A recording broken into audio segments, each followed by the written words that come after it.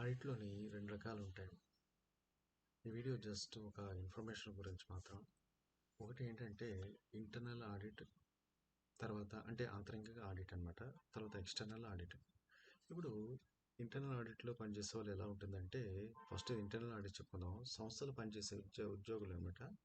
అంతర్గత audit department అనమాట. అంటే ఏం చేస్తారంటే లోపాలు, మోసాలు, నిర్వహణలో లోపాలు ఉంటాయి కదా! వాటిని చూసి దాన్ని మెరుగు ఎలా చేయాలో చెప్తుంది. వీళ్ళని మేనేజ్మెంట్ నియమిస్తుందన్నమాట.